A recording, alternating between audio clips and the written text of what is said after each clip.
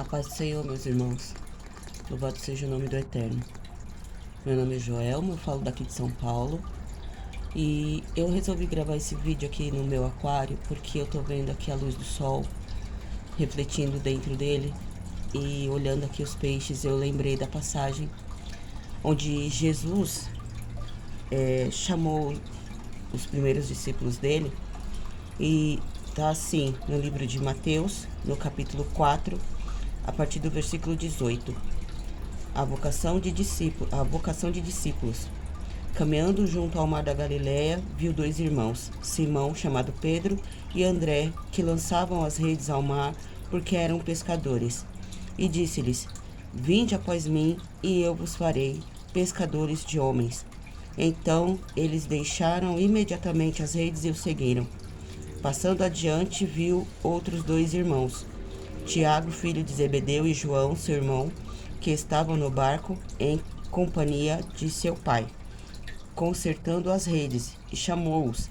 Então eles, no mesmo instante, deixando o barco e seu pai, o seguiram. Irmãos, muitas vezes as pessoas, para entregar a vida para Jesus, colocam dificuldades. Mas nós somos como esses peixes nesse aquário. Se nós não colocarmos a bomba para eles ter ar dentro da água, eles morrem. Eles precisam de ter um pouco de luz do sol para viver também. Eles precisam de alimento. E nós somos como esses peixes. Nós estamos neste mundo. Deus nos alimenta. Deus nos sustenta. Deus cuida de cada um de nós. Mas muitas vezes a gente não consegue observar que a palavra de Deus, ela é o alimento que nós precisamos. Não somente arroz, feijão, uma carne, mas a palavra de Deus alimenta o nosso espírito, a nossa alma. Nós precisamos da palavra de Deus para nos sustentarmos nesse mundo. O mundo, ele mesmo já diz, a palavra de Deus já nos diz, no mundo tereis aflições. Jesus nos falou isso. Falou para os discípulos, que os discípulos deixaram escrito para que fosse levado de geração em geração.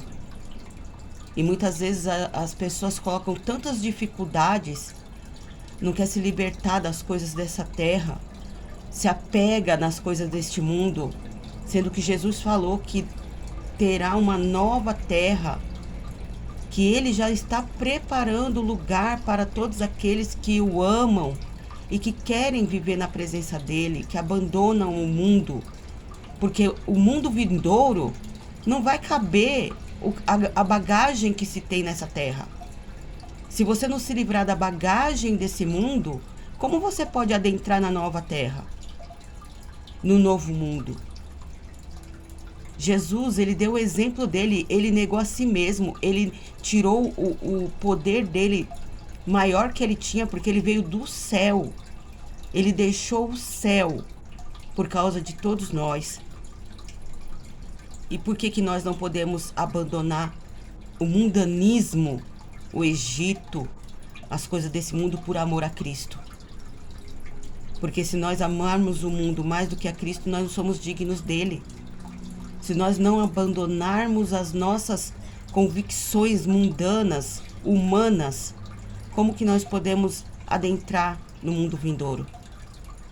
Porque Deus deixou Jesus vir para que nos convencesse de que é necessário arrependimento, nascer de novo e transformação de mente e de almas. Se nós não tivermos a mente transformada pela palavra de Deus, então é em vão você ter a sua Bíblia e você não se concentrar naquilo que realmente importa. Porque, como está escrito, quem ofereceu o mundo, os reinos do mundo, as riquezas da terra, foi o diabo para Jesus. Depois dos 40 dias e 40 noites que ele passou no deserto. O diabo ofereceu isso. Jesus em nenhum momento ofereceu riqueza. Ele disse: amontoeis tesouros nos céus. E esses tesouros são as suas obras nessa terra, obras de arrependimento, obras de novo nascimento, obras que você sabe muito bem que é necessário fazer, porque aquele que pode ajudar um irmão e não ajuda comete pecado. aquele que vê o seu irmão no pecado, no erro, perdendo a chance de ter a entrada dele na vida eterna, de ter o seu nome escrito no livro da vida do Cordeiro, e não abre os olhos do seu irmão para aquilo que ele está fazendo de errado, também comete pecado. Aí muitos dizem que você não pode julgar o seu irmão, mas você tem que julgar segundo a reta justiça. Você tem que não julgar, mas você tem que passar para o irmão aquilo que é correto dentro da palavra de Deus, ele querendo ou não querendo. Porque a palavra de Deus, ela veio para todos. Se a pessoa vai aceitar ou não, é um problema dela com Jesus. A sua parte você fez. É falar. Irmão, o que você está fazendo está errado. Irmão, esse caminho que você está seguindo está errado. Irmão, essa sua forma de viver na presença de Deus não é correta, porque o Senhor não quer que você viva de maneira a seguir dois deuses. Seguindo a Deus, seguindo Mamon, seguindo Baal. Ou você segue a Deus, ou você segue o mundo. Você não pode cochear em dois caminhos. Você tem que fazer uma escolha, tomar uma decisão. Então, irmãos, essa palavra que o Senhor me pediu para deixar para os irmãos, eu vou deixar muito claro que é óbvio, como carnais que somos, tem muitas coisas que são muito difíceis de compreender para alguns, mas para outros não. A palavra de Deus, ela é muito clara. Ou você obedece ou você não obedece. Se você obedecer, você vai ter as bênçãos da terra também, porque o Senhor, ele deixou as coisas dessa terra para que nós possamos usufruir de tudo, conforme for bom aos olhos do Senhor. É por isso que lá na oração do Pai Nosso, está escrito: seja feita a tua vontade, assim na terra como no céu. Mas não a nossa vontade, mas a vontade do Senhor. Seja feita a vontade de Deus na vida de todos nós. Para uns, Deus permite riquezas, para outros não. Não é porque Ele não te ama que Ele não te dá aquilo que é melhor, mas porque muitas vezes aquele melhor que você tem pode te afastar dele. E Ele não quer te perder. Ele não quer perder nenhuma alma que se chegou a Ele. Tá bom? Vamos continuar orando por Israel. Vamos orar uns pelos outros. Vamos nos alegrar com quem se alegra, ou chorar com os que choram. Vamos obedecer os mandamentos do Senhor, porque os mandamentos não são pesados. Tudo que Deus deixou é coisa boa para nós, para nossa alma, para o nosso espírito e para nossa salvação. Porque a maior preocupação que o crente tem que ter é se o seu nome está escrito no livro da vida. Não se você vai ter o pão amanhã, se você vai ter o almoço hoje, a janta, se você vai ter uma porta de trabalho. Não, o mais importante, primordial, é saber se o seu nome está escrito no livro da vida.